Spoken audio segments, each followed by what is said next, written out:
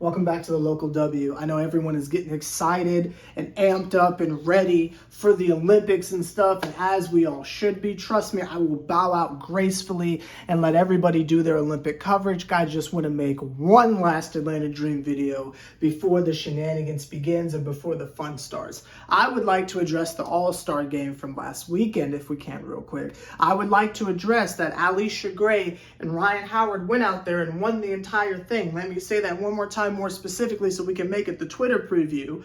I would like to discuss how Allisha can win the entire All-Star game. Basically, 3-point competition and skills challenge. She can win the whole All-Star game. Again, one more time. Allisha can win the entire All-Star game. Yet when we look at the season itself, we stand back and say, meh. I would like to address that for a second. How can, when she is free from the tyranny of Tanisha Wright, be head over heels a top 3 player in the league? Dramatic, possibly. But she won the whole thing. But yet when we look at, statistically, looking at box scores here, not general vibes, but box scores, when we look at her performance in the season so far, especially the game since Ryan Howard has been injured, we look at that and say, eh. The only difference is the absence of Coach Wright. Now listen here. I like Allisha quite a bit. I wouldn't use words like love, but I mess with Allisha quite a bit. I'm happy she's on the team. I think it's great that she gets along with Ryan so much. I think it is beautiful. You know, she's exactly the type of individual that you want in this type of vibe and in this type of culture that is the Atlanta Dream. I think it's good for the fan base. I think it's amazing. She's obviously got businesses in Georgia, business plural, I don't know, but she's very much a part of the culture, and I think that's beautiful. And not like the nasty buzzword culture where it's this umbrella term for just a general space that she's in. No, I mean like literally she's a part of the culture at this point, and I think it is absolutely beautiful. I think the transition from Dallas to Atlanta could not have been any better. You're still technically in the South. There's not, I don't think there are any other Southern teams outside of that in the WNBA. So it's like literally a perfect transition. You're still in the South, you're still in the W, you're just in more of a, for lack of a better term, swaggy place, if you will, because Atlanta, I mean, come on, y'all, but that's not here there. I think that is great, and I think that is wonderful. However, she is a Robin at best, and I don't mean that in a negative way. I don't mean that in a slanderous way. I mean that in simply a step back and look at what we have type scenario. She is a Robin, and that's great. I'm not saying she's down to a 2. I'm saying she could be a 1A if you want to, she could be a 1B if you want to leave it at that. She is just not that individual. She is not her. If you ask me and you ask anyone else, that is clearly Ryan Howard. And I think the pairing of them is perfect to where it is not such a drastic drop off as like, I don't know, like a Jordan and a Pippen, right? Where there's like a clear drop off. I'm talking about it is very clear that she is a 1B to where it's more so towards, and not a play style wise, obviously, but we're just talking about talent. It is clearly a Sue Bird, Breanna Stewart, right? To where it's like both of them are obviously, you know, they're them, right? But it is clear that it is Sue Bird's team. You know, you look at a Jonquel Jones, right? We're not saying that she's not her, but it is clear that she's going to be a Robin. Right? You take it over to the men's side, if you will, right? You've got your Steve Nash and Amari Stoudemire. Both of them in their primes are amazing, but Steve Nash was the MVP. I believe, quite frankly, with a competent coach, it would be more of a blurred lines to where there could possibly be an argument for, you know, who is the legitimate star here. Now, Ryan Howard is a generational talent, and anybody with common sense could obviously peep that out. But if you were a casual looking at our team, if we had a competent coach, you might be able to sit there and say, well, I don't know who's, you know what I mean? It's possible. I wouldn't believe it, but it's possible. I say all that to say that an individual like that, who's good enough to be voted into the All-Star game, with such a terrible season to show for it, but she's still voted as an All-Star, can turn out and churn out performances of meh.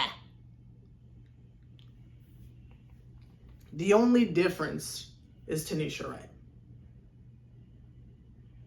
It is impossible that we have someone on our team so talented that she won the skills challenge and the three-point challenge in the first night. Same night, excuse me. Yeah, first night too, but that's not here or there.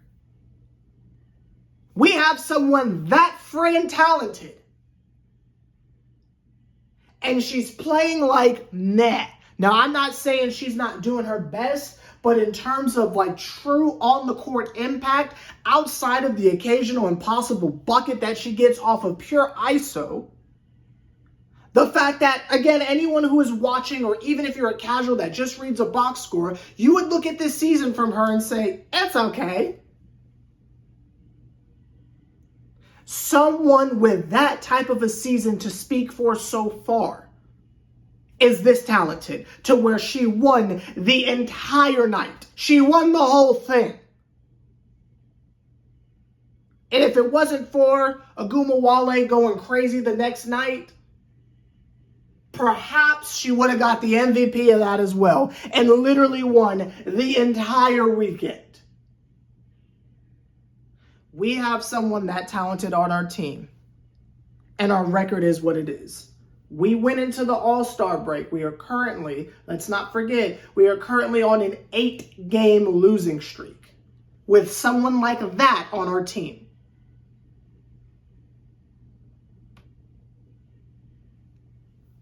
How's it possible Coach Wright is the coach? And I know going back into the shenanigans next month after the Olympics and such, you could really say, I don't think we go back until September actually, but you could really have a moment to say, well, Jordan Canada's going to be back. But like in the last video, there's such a fine line of excuses that can be made for the downfall of the team this year and the free fall of the team that it's ridiculous. Ryan Howard came back in the previous game, in a game we should have won easily, and we still lost. Y'all are running out of people to say, oh, well, they're hurt, well, they're hurt, well, they're hurt, well, they're hurt. The only person who is not active right now is Jordan Canada. And keep in mind, we are subtracting individuals like Destiny Henderson. We are most likely subtracting individuals like Maya Caldwell. Literal cogs in the machine that even made these games competitive. Granted, we lost them all, but competitive. There's only one thing to address at this point. Obviously, there are some roster issues that I feel like are really, really glaring, but I, again, attribute that to there's too much freedom from a coach that's not really drawing any game plans. Again, if Coach Wright would just be able to look at like, I'll give her credit for benching her, but to just really sit down and say, listen, yes, you are coming off the bench, but as well, we need you to stop those transition threes. There's no room in our offense for that. Not from you anyway. Like we don't need things like that. We need her to go down low and take those mid-range jumpers and long twos off of like Iverson cuts or something. Get it off the screen from somebody. Don't just... I just hate when she goes to ISO bucket land, because that's not her role. And if that is with Coach Wright, it shouldn't be. It shouldn't be. Shout out to Jordan Canada, but I would really like to see more of Ryan Howard running point. But that's just me. But let me know your thoughts down below. I just wanted to address the elephant in the room that, yes, indeed, that is our Allisha Gray, Atlanta's Allisha Gray, the team that has lost 8 games in a row. Yes, that is our star player for the last month because Ryan's been hurt. That won the entire first night of the All-Star weekend. but we lost 8 games in a row. For everyone wondering what the problem is and what the disconnect is, it is Coach Wright. I hope that has been made disturbingly obvious by her performance.